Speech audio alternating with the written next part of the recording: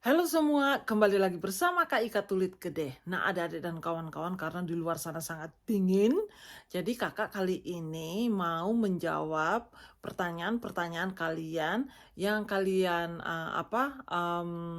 ajukan ke kakak ya melalui email atau komen ya kan, karena kali inilah waktunya kakak mau menjawab pertanyaan-pertanyaan semua tentang pekerjaan, kehidupan, dan resesi apa semuanya, pokoknya pertanyaan apa saja yang kalian tunjukkan itu kakak cek satu-satu dan kakak akan uraikan di sini. Pertama, kakak mau jawabin tentang pekerjaan di Inggris Raya. Nah, kedua, kehidupan di Inggris Raya. Oke? Jangan skip nonton terus dan kakak akan jawab semua pertanyaan-pertanyaan yang kalian tanyakan kepada kakak. Yuk kita lanjut. Nah, adik-adik dan kawan-kawan, tanpa panjang lebar lagi, pertanyaan pertama.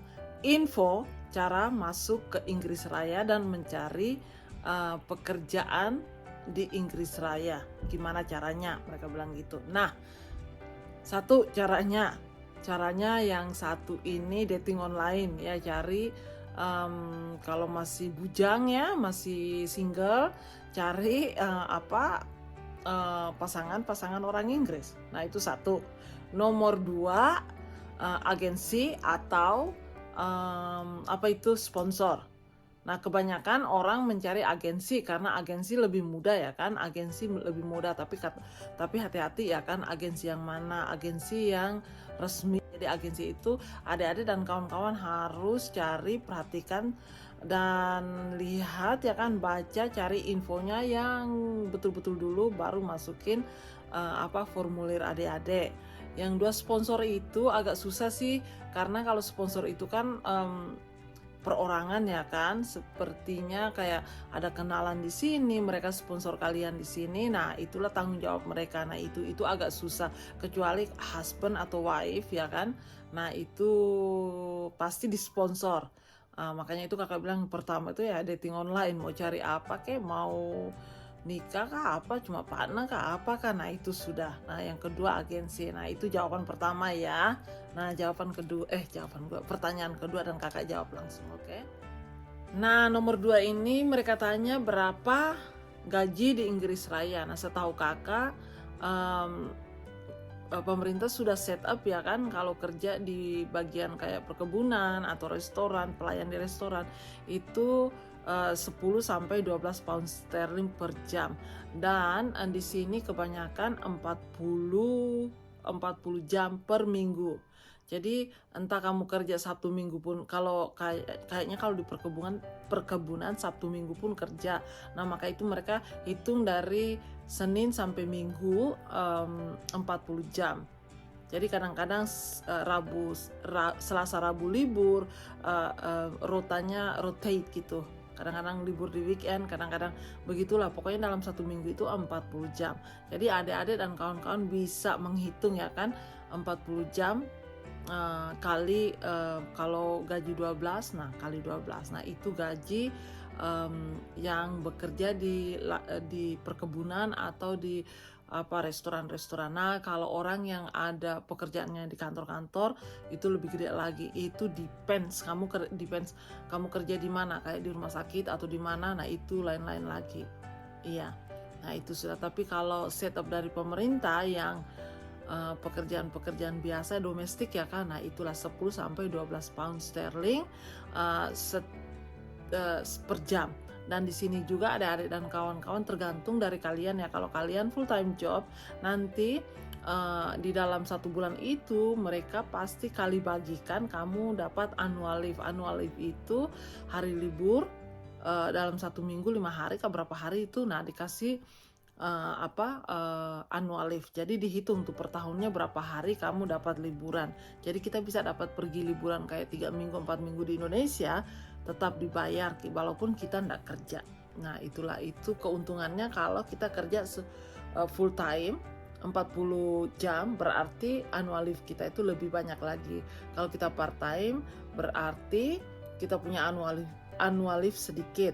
Tapi kalau kita part time itu keuntungannya, nanti kalau kita nggak capek, kita mau ekstra kerja ekstra ya kan, itu lebih mahal lagi per jamnya, dibayar kadang-kadang sampai 15 ke 18 begitu roughly.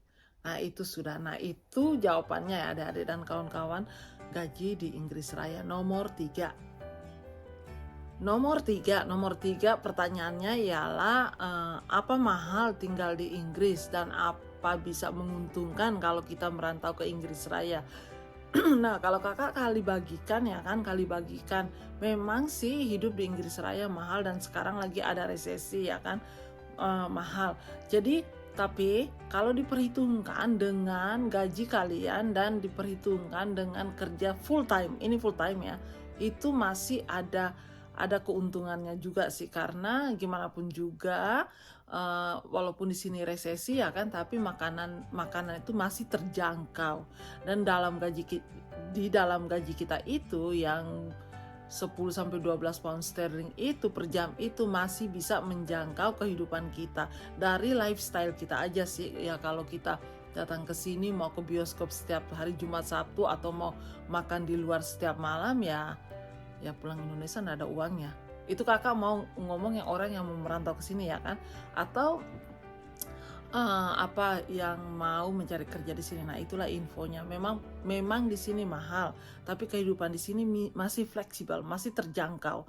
Jadi kalau mau apa seperti contohnya ya kan, seperti rumah ya kan, kalau kamu mau tinggal di karavan, nah kayak rumah-rumah yang dibuat gitu ya kan, rumah-rumah karavan gitu, nah itu murah. Tapi kalau kamu mau lebih selesa lagi, mau kontrak di rumah ya lebih mahal lagi, jadi habis bulan habis. Nah itu sudah.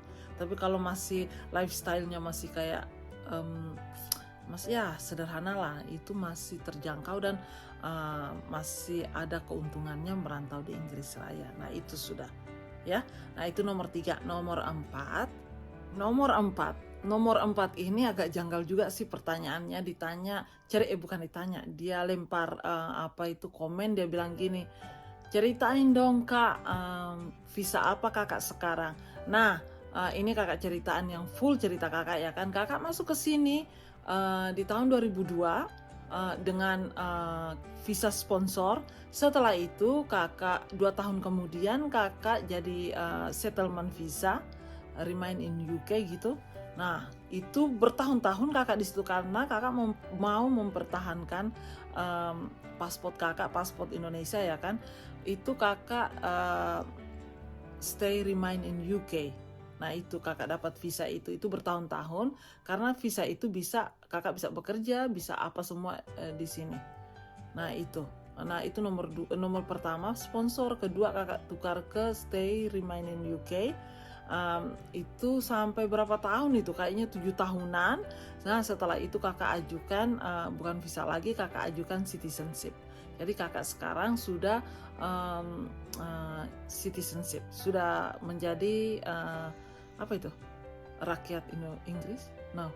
Memegang paspor Inggris Raya. Itu pun setelah 7 tahun atau 8 tahun baru kakak tukar.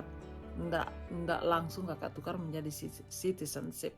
Nah itu sudah. Jadi sekarang kakak memegang tidak visa lagi, memegang paspor Inggris Raya. Nah itu jawaban yang keempat. Nah yang kelima. Nah yang satu, yang nomor 5 ini pertanyaannya pekerjaan apa kakak di situ. Nah pekerjaan apa yang kakak kerjakan di situ, pokoknya begitulah pertanyaannya, pekerjaan apa kakak di situ. Nah kakak bekerja sebagai perawat, nurse di salah satu rumah sakit jiwa, mental hospital. Nah itu kakak bekerja di situ.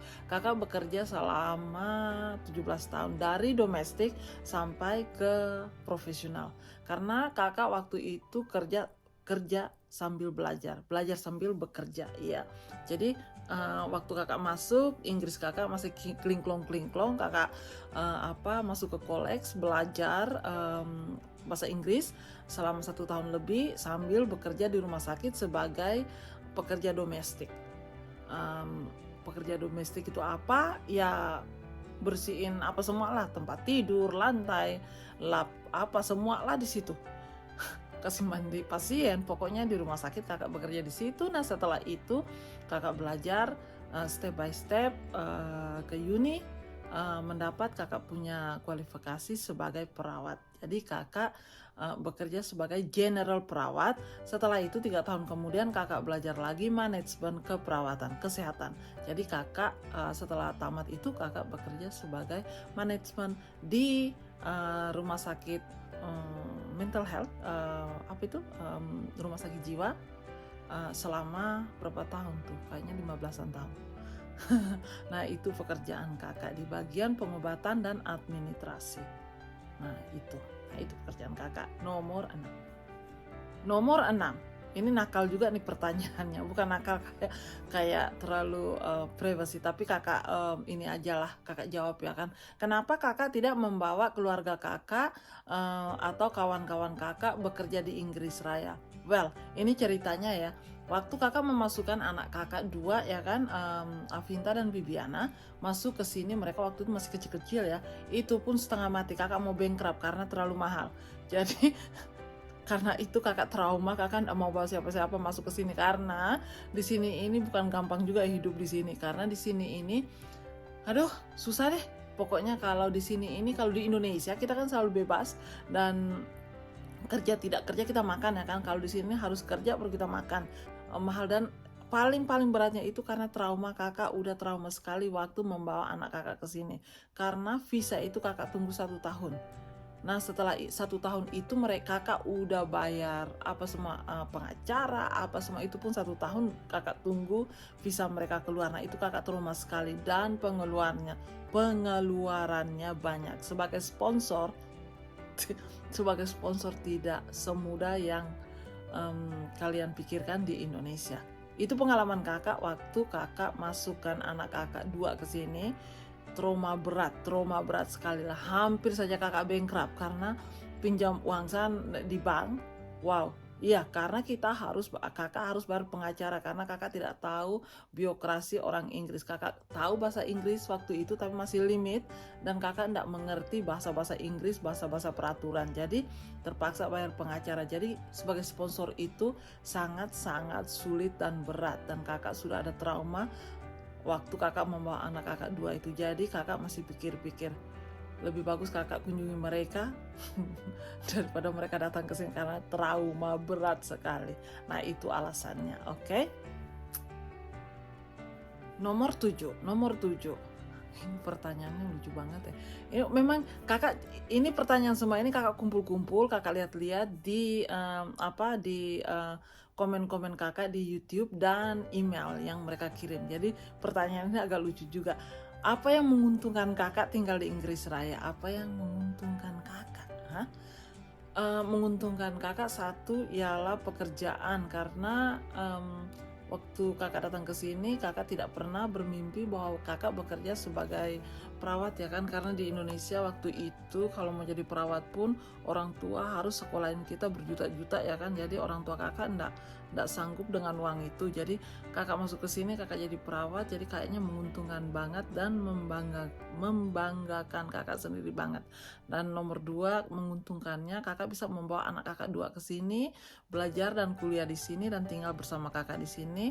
Nomor 3 menguntungkannya, kakak bisa sedikit-sedikit sebanyaknya kakak bisa membantu family kakak ya, walaupun beras 1 kilo per bulan atau gitu, kakak bisa membantu. Yang menguntungkannya lagi di sini ialah untuk kakak ya kan education free waktu itu, dan banyak tunjangan seperti tunjangan bantuan dari pemerintah, dan ada lagi yang paling menguntungkan ialah kesehatan itu free. Kesehatan lagi kayak apa itu yang rumah sakit atau apa semua, karena kakak bekerja di rumah sakit juga dan kakak ada national insurance kakak di sini, jadi semuanya free. Itu menguntungkan sekali. Masih banyak deh menguntungkannya, tapi itulah yang paling menguntungkan kakak tinggal di sini. Oke, lanjut pertanyaan yang lain. Nomor 8 pertanyaannya agak ini juga sih, agak interesting gitu ya. Ditanya apa kakak waktu kakak masuk ke situ pengambilan visa itu, kakak ada teks bahasa ya. Waktu kakak di tahun 2002 ndak ada teks bahasa. nggak ada sih. Dan adik-adik dan kawan-kawan, kalau adik-adik dan kawan-kawan mengikuti agensi atau sponsor dan mencari kerja di sini, mereka nggak tanya kamu bisa berbahasa Inggris apa tidak, enggak. Nanti kalau adik-adik dan kawan-kawan masuk kerja, company akan mengajar kalian dengan cara mereka sendiri, dan mereka di sini sangat mendukung orang-orang yang English is a second language. Mereka pasti membantu adik-adik dan kawan-kawan, ya setidak-tidaknya adik-adik dan kawan-kawan bisa mengerti lah sedikit, seperti how are you atau yes I'm fine thank you ya. Nah di sini itu harus adik-adik dan kawan-kawan sedikit itu pasti harus adalah dasar-dasarnya, seperti kakak bilang tadi, how are you, you okay, gitu aja. Kalau how are you nggak tahu, mau tanya orang bilang aja you okay. Ada yang bahasa-bahasa sangat-sangat simple, dan adik-adik dan kawan-kawan bisa belajar dari situ. Dan pengalaman kakak ya kan, kalau sudah sampai di sini dalam 1 bulan 2 bulan, pasti adik-adik dan kawan-kawan pasti bisa, karena mau dan tidak kita harus berbahasa Inggris, makanya kita pasti bisa. Nah itu sudah. Jadi pertanyaan itu waktu kakak masuk ke sini, kakak nggak ada teks ini, tapi sekarang katanya ada teks. Cuma satu waktu kakak mau menjadi citizenship ya, untuk menjadi warga negara di sini, kakak ada teks. Tes itu ujian untuk menjadi warga negara Inggris. Pertanyaannya pun konyol-konyol. Kakak enggak pas 2 kali waktu itu. 2 kali ujian kewarganegaraan untuk menjadi warga negara, kakak enggak aduh lucu deh. Kakak enggak lulus 2 kali karena pertanyaannya pun konyol. Nah itu sudah. Nah itu jawabannya ya. Waktu kakak masuk kakak enggak ada teks itu, tapi kakak enggak tahu sekarang katanya ada teks. TOS apa tahu itu, pokoknya ada lah, tapi tanya lah, kayaknya masih ada. Oh iya, baru kakak ingat, kayaknya kalau masuk ke sini untuk lanjutkan kuliah kayaknya, nah itu ada, karena kakak di sini masuk sponsor, dan sponsor sekolahin kakak di sini, jadi kakak nggak ada tes itu sudah. Itu nomor 8. Kakak lanjutin pertanyaan berikutnya ya.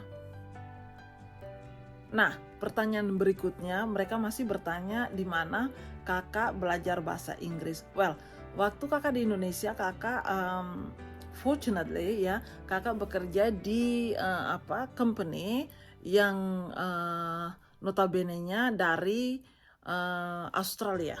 Iya, ya, disitulah kakak bekerja.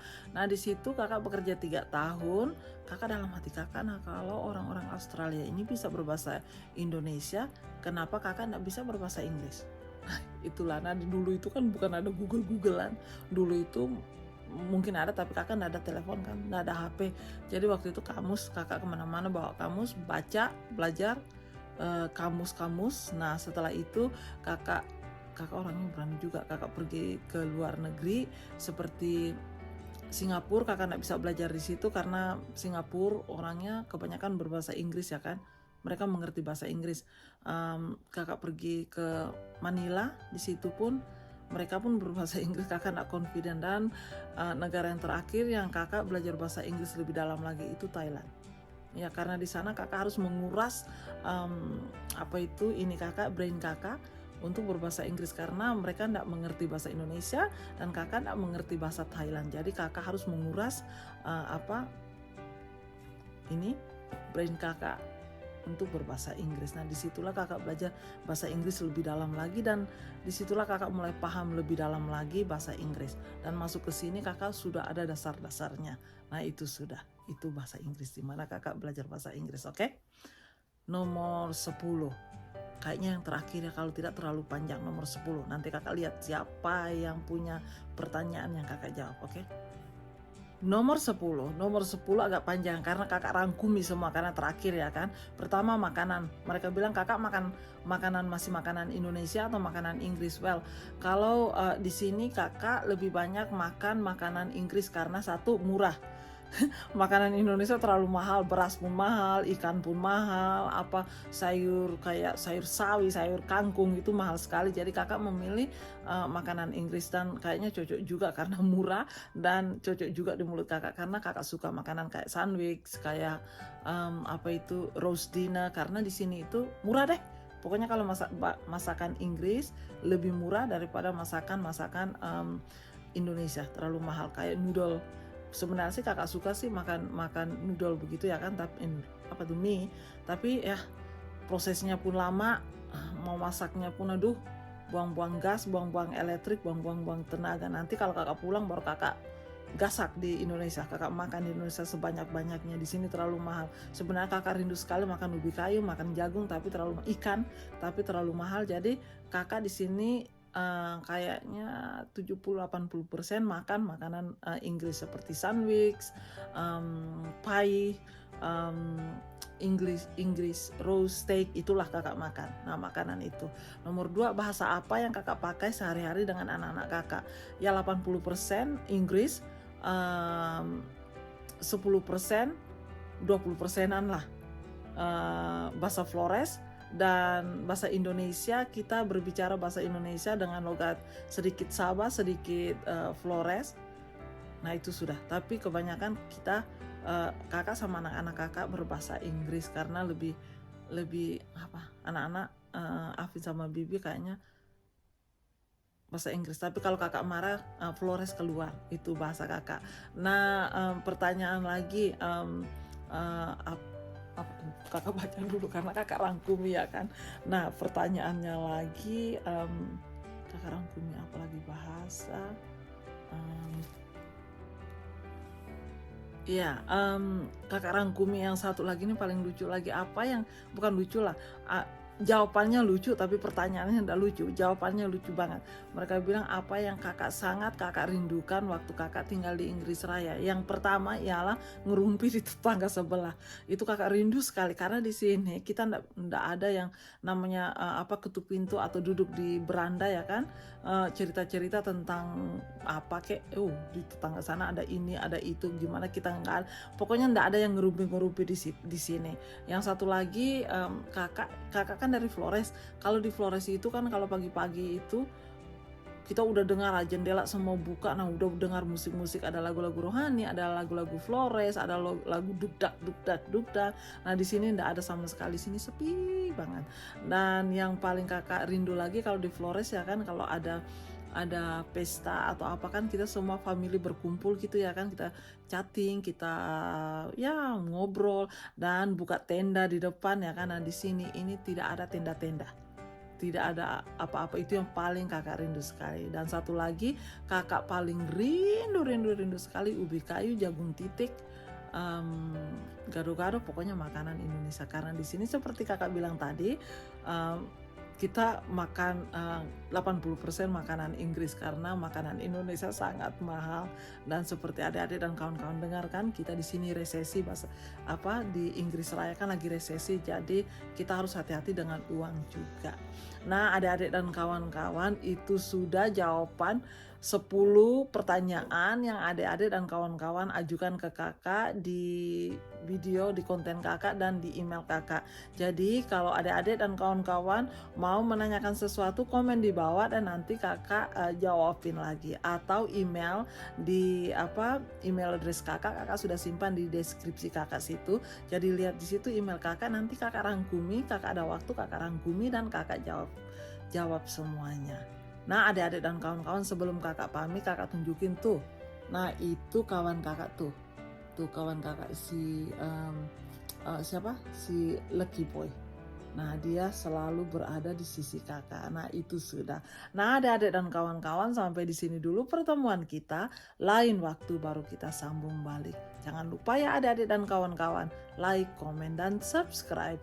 Dadah semua. Dadah. Kreu.